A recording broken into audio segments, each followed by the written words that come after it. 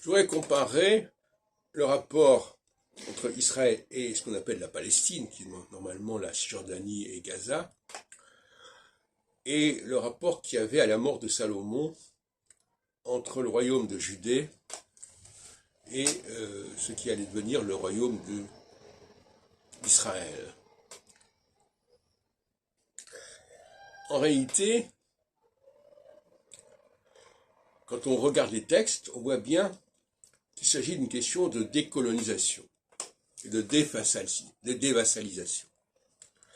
Les textes disent clairement, nous ne voulons plus être traités comme avant, c'est-à-dire comme du temps de Salomon, c'est ce qui est dit au fils de Salomon.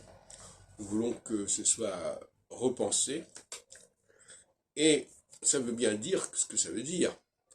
Ça veut bien dire qu'il y avait une situation de vassalisation, qui est en contradiction complète avec le narratif sur les 12 tribus et des 12 fils de Jacob, qui est une fiction complète. Parce que donc les gens du royaume d'Israël n'étaient pas du tout les descendants de Jacob, même s'ils se sont emparés de ce nom-là, qui sont d'ailleurs associés eux-mêmes au mot Israël. C'est eux-mêmes qui ont construit le mot Israël. On le voit à la suite de la lutte avec l'ange.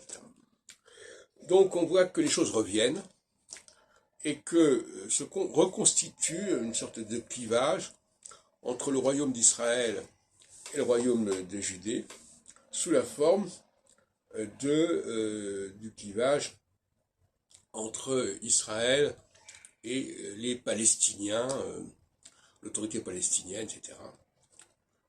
L'autorité palestinienne fait penser au royaume d'Israël.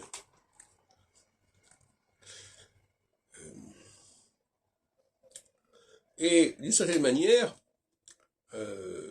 les Juifs sont associés quelque part, dans l'inconscient collectif peut-être, à un problème de domination et de colonisation, qui est très ancien. Parce que quand on y réfléchit bien, la colonisation, elle est déjà du temps de Salomon, de David, etc.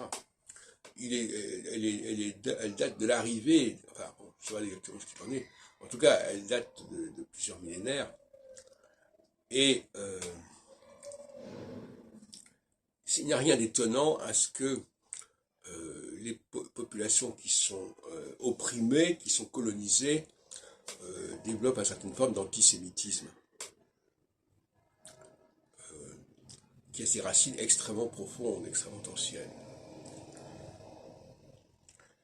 C'est pourquoi Israël, quand on a choisi Herzl n'était pas spécialement intéressé par Israël, pour dire les choses comme elles sont. Dans l'État juif que j'ai publié en 2002, il dit Israël, mais aussi bien l'Argentine, etc.